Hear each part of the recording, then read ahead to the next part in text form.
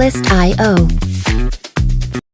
All right, today we are doing a deep dive and investment teardown of a fascinating little AI business called ShortsAuto.ai. Now, on the surface, it might look like a dozen other AI tools out there, but when you peek under the hood at the financials, you find some numbers that are so good, they make you stop and ask some really big questions. Let's get into it.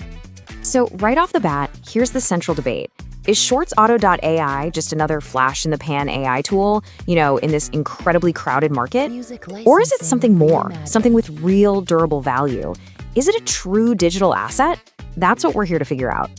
And we're going to look at this from two sides of the coin. First, there's the bull case, which says this business is an absolute rocket ship, fueled by some frankly unbelievable metrics. But then you've got the bear case, which is a lot more cautious. It warns that this whole thing might just be a house of cards, built in a market that's about to get very, very crowded. To really understand why the bulls are so excited, we have to start with just one number. Seriously, one metric. It's a number so good it almost looks like a typo, and for any subscription business, it's pretty much the holy grail. There it is, 4%. That's the monthly customer churn rate. Now, if you're not deep in the software as a service world, let me tell you, a number this low isn't just great, it's almost a unicorn.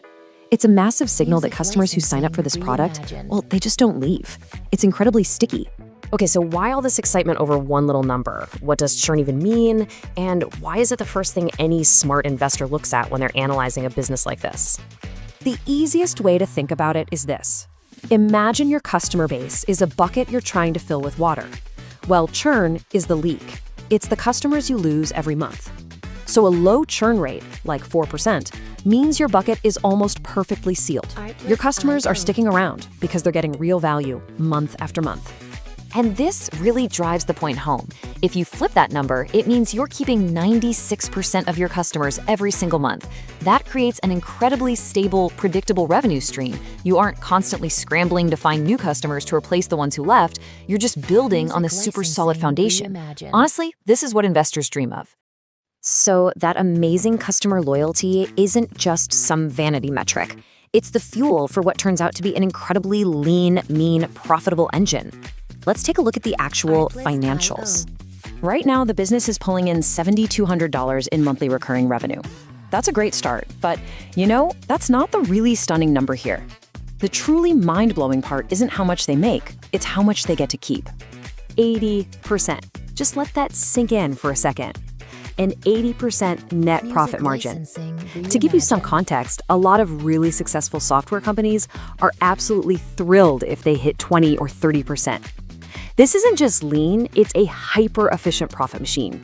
And this table just lays out the simple, beautiful math. You've got the $7,200 in revenue coming in, and look at the expenses, barely over $1,400. That leaves almost $6,000 of pure profit every single month. The numbers are incredible. But this leads us directly to the bear case. How long can this possibly last?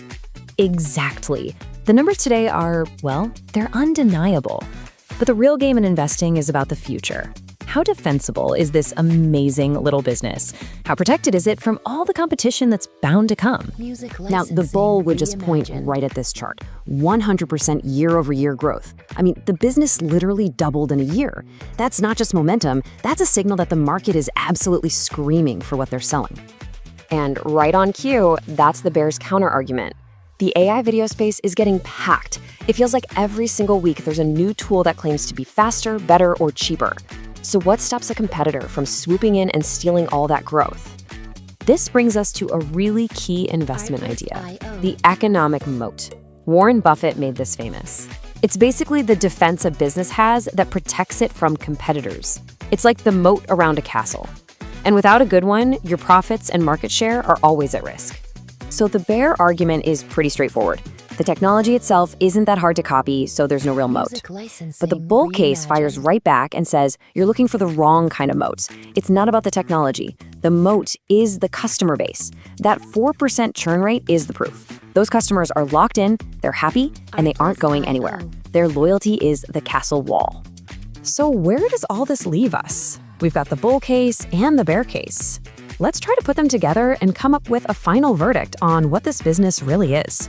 And when you synthesize everything, you realize the internal numbers, that insane stickiness and the crazy profit margins are so strong that they effectively de-risk the external threat of competition.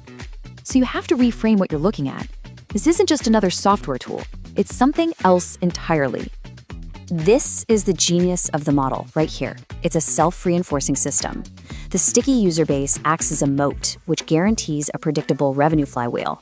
That flywheel spins off enormous profits because the margins are so high. And because the whole thing is automated, it can scale up without costs exploding. Each piece makes the other stronger, creating this powerful, de-risk financial machine. And this is the bottom line. For a certain type of investor, you don't buy this company to get in there and operate it every day. You're buying a high-performing, automated, cash-generating machine. You're not buying a company. You're acquiring a digital asset.